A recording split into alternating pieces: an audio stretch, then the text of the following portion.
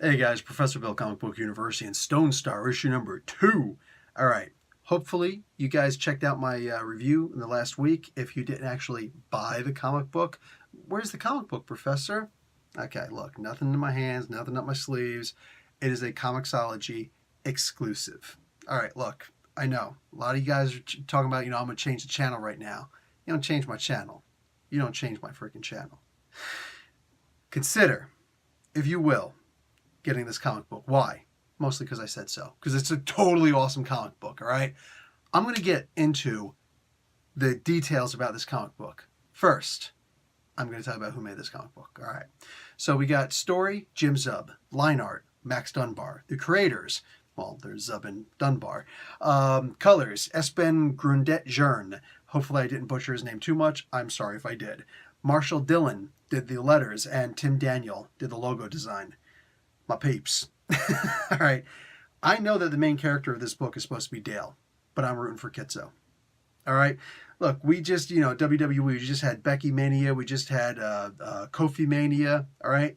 Right now, I'm talking about Kitzo Mania. This dude is freaking awesome.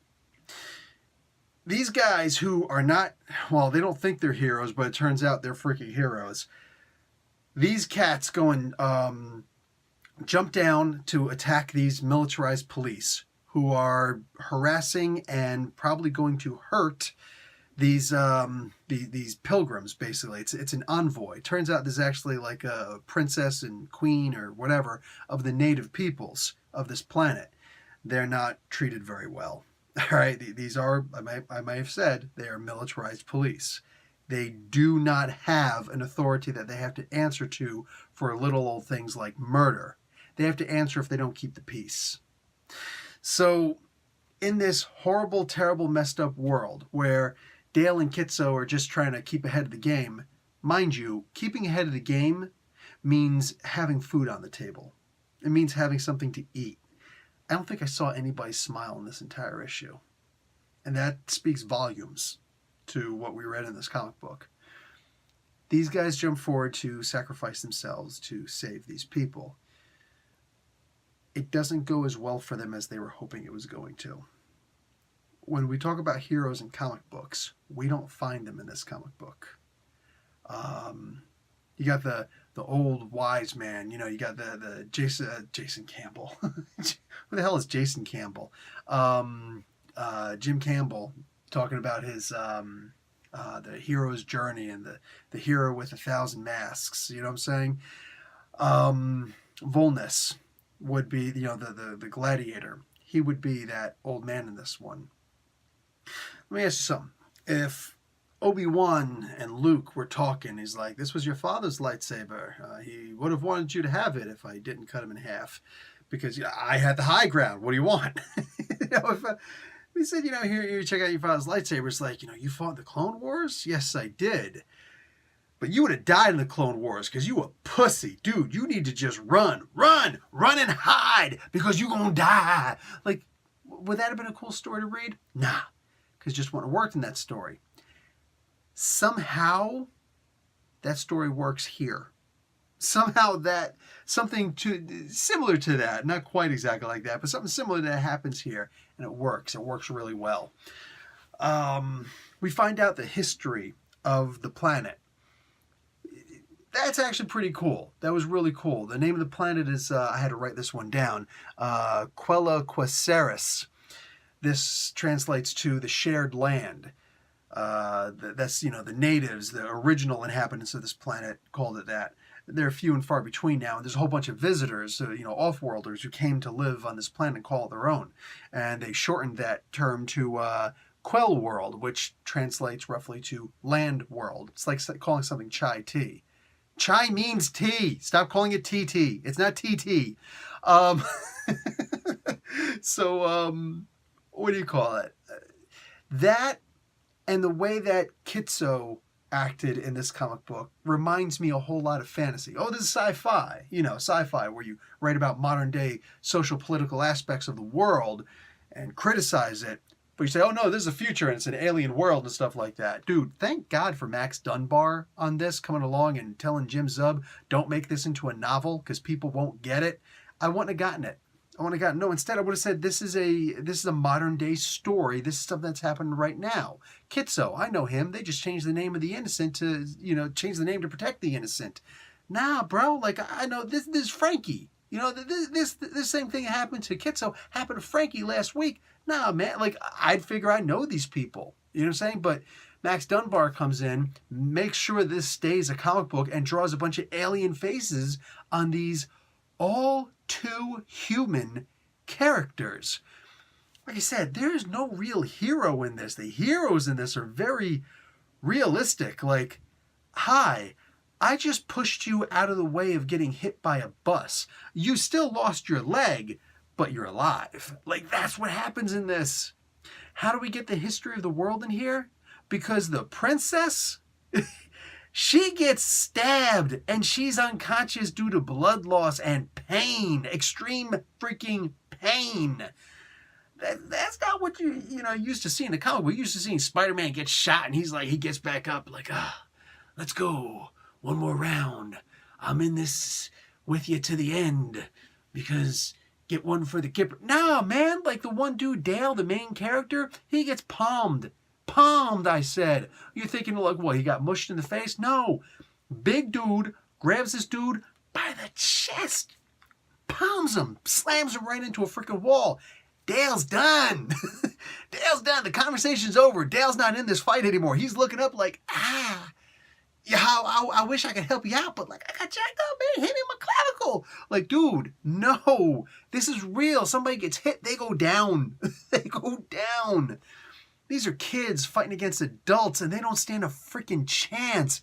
And there's massacre in this. There's a sad moment in this where, like, I don't know if I was supposed to catch the fifis, but I caught some fifis. Like, what the hell are they doing to me in this book? Gotta find a part in this book that I don't like, right? That's like the latest thing I do. I gotta find something in the book that I don't like. A comic book I like, I gotta find something that I'm going to criticize. Here it comes. There's one moment where the queen, all right, Kikani's mom, she goes and says, stop! And she's royalty. So when she speaks, people listen. She's used to that. She knows how to inflect her voice that way. She's kind of like, Paul Atreides with the voice, she, from Dune. She's like, you will commit suicide because you're a schmuck. I'm such a schmuck. Anyway, I don't think that actually happened in Dune. I don't recall that happening. She says at one point, there's no need for such needless death. Yeah, thesaurus, brah. There's no cause for needless death. That's it. That's like the worst thing I could possibly find in the comic book is that they didn't use a homonym. You know what I'm saying? They're just like, or they didn't use a synonym, I should say. They didn't use the synonym. They just, went with need and needless. That's the worst I could find, brah. I scoured the book. I couldn't find anything I didn't like in this book. Found some things that hurt my soul, though. Y'all remember the scene? Actually, I think there was one or two scenes of it in the first issue where Dale and Kitso are talking and they're doing their little chant thing. They're doing the little, high five, club, insider knowledge, handshake and booty walk, whatever they're doing, and their little motto, right? There's the one moment in there where they say, at the very end, they say, take the shot. The words, take the shot, comes up again in this. Y'all wonder why I like Kitso so much? I'm saying, if Zub hurts Kitso, there might be a fight. Because nah, dude, like, I love this character. He doesn't do this stuff to be heroic. He does it because his friend did it. These kids are already soldiers. You know what I'm saying? And I say that in a good way. All right? I don't talk about like the child soldier way. They're already soldiers. They already understand that wars aren't fought or won because, I'm going to do something for some whole noble, heroic. Nah. They're doing this for the guy on their right, the guy on their left, the guys that they know, the guys that they love. You know what I'm saying? The guys that they want to see them go home to their families, just like they want to see them go home to their families. And these guys, they're the only family they know. They're the only ones that are real in this crappy world where they're just trying to eat, but somehow good deeds got to be done, because you can't just let bad things happen. It's the responsibility of everyone to change something with your hands. And they understand that. They're kids, you know what I'm saying? They haven't gotten old and lazy and tired yet, you know? So is what it is. But man, Kitso reminds me of Samwise Gamgee. And I don't care if you had the opportunity to read the book, you took the opportunity to read the Lord of the Rings books, or if you skimped out and you just watched the movie. Even if you just watched the movie, I'm pretty sure you can get that hint where, like, here's this character who, even when it's the worst possible thing in the world and, like, this guy should just be on the ground crying, he still manages to eke out a smile, because he knows that smile is going to get somebody else up off the ground and keep them moving. That's Kitso in this, man. You know? So far, we're waiting to see Dale become a hero. Kitsu, in my opinion, is already a hero. You know what I'm saying?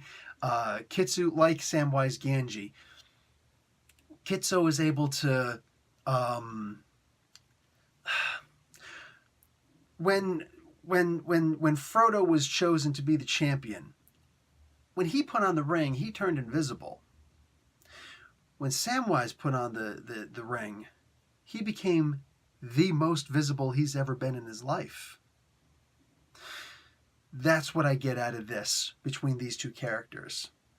Dale and Kitso, they are a great team. And I really want to see the further adventures of Kitso. You know what I'm saying? Like, dude, I love this character. I don't think that's what they were intending, but I really love this character. Ah, man, we're going to be a riot in Toronto if Zub winds up killing off this character. Not cool, dude. And also the you know, like I said, the Qualanos thing, I had to write this one down. Quella Quesaris. It sounds like something from Dragonlance. You know what I'm saying? Shortening the thing to Quellanos, or, you know, what is this? Quell World. Lauralan Thalassa, if you ever read the Dragonlance books by Margaret Weiss and Tracy Hickman, it becomes Lorana. Sounds like that, you know? There's so much fantasy in this science fiction book of all two human characters that just look alien. But nah, man. They're more human than any characters that I read in modern day comic books. And I don't comment too much. I don't read too much of Jim Zub on his own, except for in the Champions. And right now, the Champions is an interesting place right now. But this is one of those comic books where you get to read. I've mentioned this before in other reviews, I think earlier in this week or last week, where a lot of people are only writing comic books. They're only writing speech bubbles. They're not writing narrators boxes. They're not writing thought bubbles. They're only writing text. So it's just characters talking to each other, and there's no introspection. There's no introspection. There's nothing. There's nothing but just people talking to each other. Might as well be a puppet show sometimes. You're not going to get that in this book. You're going to get real characters who, when they're hurt, you're going to feel hurt. You know, when they're suffering, it sucks. And when they finally manage to eke out some small victory, you feel it and you're celebrating with them. This is an awesome book. And the fact that I'm one of the only people reviewing this comic book, I think I'm the only person doing video reviews for this comic book, but the fact that I'm one of the only people actually reviewing this comic book shows that when a lot of people talk about taste, most people, the only taste they got in their whole bodies is in their mouth. They don't have any real taste. You know what I'm saying? This is an awesome comic book. Guys, don't squelch on this.